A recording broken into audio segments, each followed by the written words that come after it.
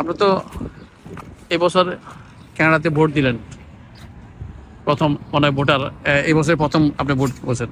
তো আমাকে বলেন তো যে বাংলাদেশের ইলেকশন এবং বাংলাদেশের ভোট যেভাবে দিয়েছেন আপনারা, বাংলাদেশের পরিস্থিতি, মাইকিং, ক্যাম্পেইন, এটা সেটা, তা আপনার তো এই ফার্স্ট ইলেকশন আপনার এইবার পড়ে গেছে, তো আপনার কি মনে হচ্ছে যে কানাডার ইলেকশন আর বাংলাদেশ ইলেকশন পার্থক্যটা কি কেউ যদি বলতেন? অনেক পার্থক্য।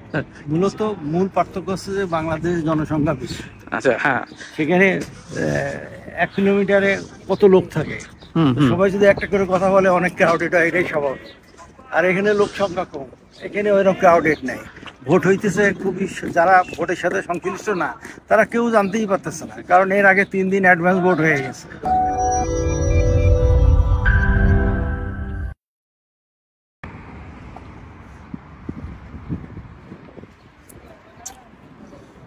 আসসালামু আলাইকুম।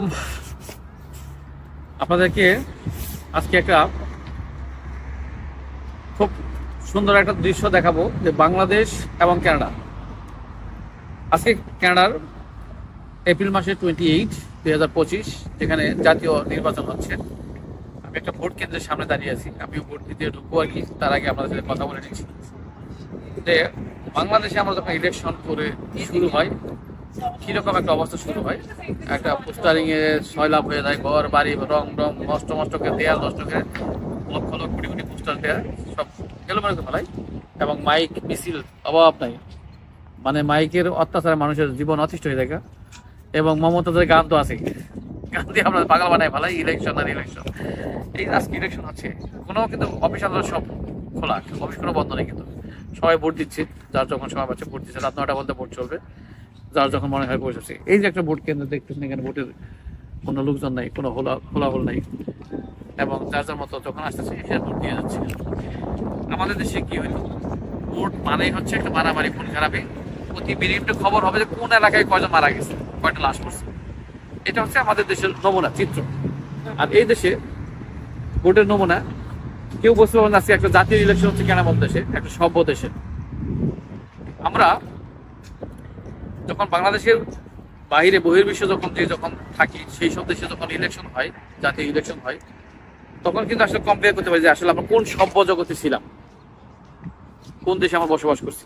আমাদের নেচার, আমাদের ফাউন্ডেশন কি একটা বাজে অবস্থায় তৈরি হয়েছে আমাদেরকে। এখন বর্তমানে কানাডাতে যে জাতীয় নির্বাচন হচ্ছে, এখানে ট্রুডোর যে দল ছিল সেই দলের মনোনীত ব্যক্তি মিস্টার মার্ক কার্নি, তিনি একটা কানাডার একটা সেন্ট্রাল ব্যাংকের গভর্নর ছিলেন, এবং ইউকের একটা সেন্ট্রাল ব্যাংক গভর্নর ছিলেন, এবং অর্থনৈতিক বিষয়ে যথেষ্ট যোগ্যতা সম্পন্ন ব্যক্তি, অর্থনৈতিক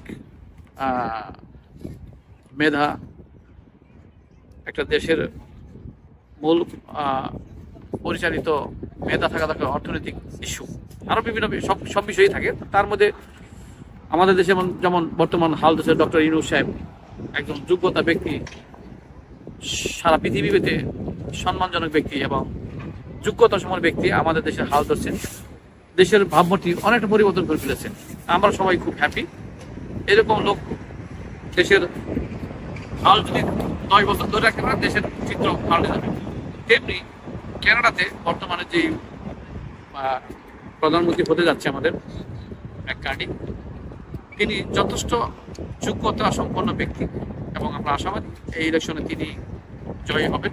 এবং আমরা সর্বোপরি যে রেজাল্ট আমাদের বর্তমান আজকে পর্যন্ত, এখন বিকেল কয়টা বাজে, আমি ইলেকশন কেন্দ্রে দাঁড়িয়েছি 6:30, এখন পর্যন্ত ওনার অবস্থান সর্বোচ্চ লেভেলে আছে। আমরা আশা করি তিনি উইন হবেন। তো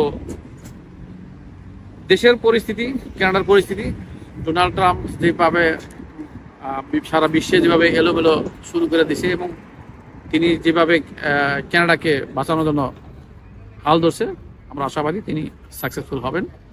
আমরা ওনার সাপোর্ট অলওয়েজ দিয়ে দেব।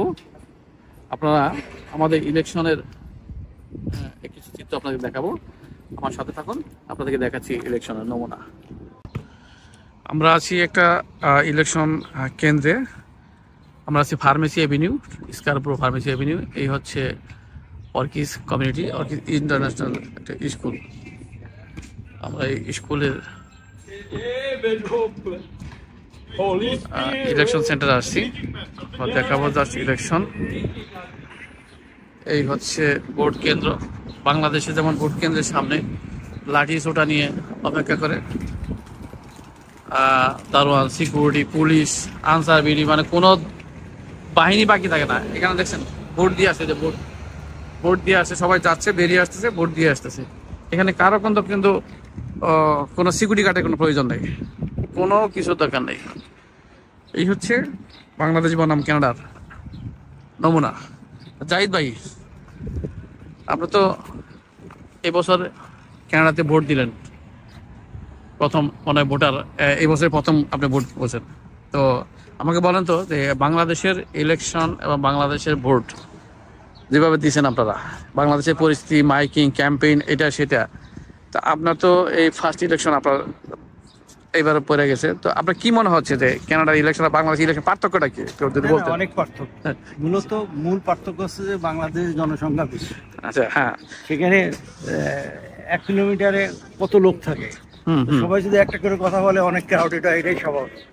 আর এখানে লোক সংখ্যা কম, এখানে ওইরকম ক্রাউডেড নাই।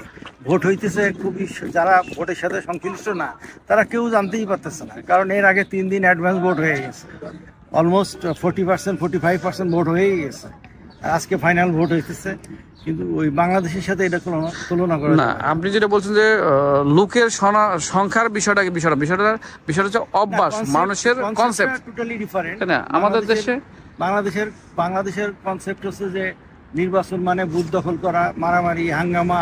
মানে এতক্ষণে আমরা নিউজ হতে কয়জন লাশ পড়ছে, কয়টা লাশ পড়ছে। এটাও সত্য যে বাংলাদেশে যদি সুস্থ নির্বাচন হয় তাহলে একটা উৎসবমুখর ভোট হয়, এটাও সত্য। কিন্তু এখানকার ভোটটা ডিফারেন্ট। এটা হচ্ছে যে নাগরিকরা মনে করে আমার দায়িত্ব, আমি ভোট দিতে। আমাদের মনে হচ্ছে না যে ভোট হচ্ছে, সব অফিস আদালত সব খোলা, কিন্তু ভোট দিয়ে যাচ্ছি আমরা, সবই খোলা, কিন্তু বোঝার কায়দা নাই ভোট হচ্ছে, তাই না? এই হলো ডিফারেন্স। এবার একটু ডিফারেন্স, এবার বেশি সংখ্যক ভোটাররা ভোট কেন্দ্রে আসছে এবং অনলাইনে ভোট দিতেছে।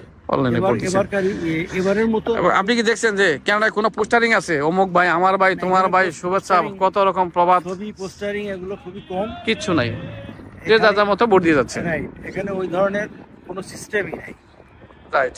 আমরা খুব হ্যাপি যে এমন একটা দেশের নাগরিকত্ব আমরা পেয়ে গেছি। শুকরিয়া, আমরা এই দেশেই থাকতে চাই। আলটিমেটলি আমরা আর এই জয় বাংলাদেশে আর যাইতে চাই না। ধন্যবাদ। আমরা এখন ভিতরে ভোটের দৃশ্য দেখবো আপনাদেরকে।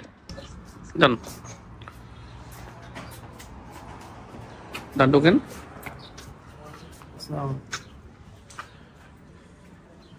আমরা ইলেকশন কেন্দ্রের ভিতরে ঢুকতেছে কি,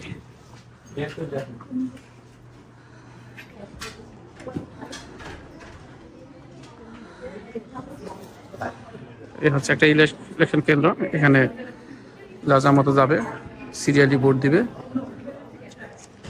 আমি ঢুকবো তার আগে আপনাদেরকে দেখাই নিচ্ছি, এটা একটা স্কুল কমিউনিটি, এর ভিতরে ইলেকশন হচ্ছে।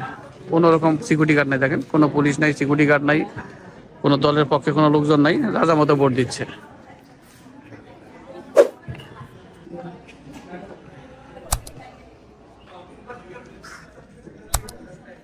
এই হচ্ছে ভোটের এই ব্যালট পেপারে ভোট দিচ্ছে।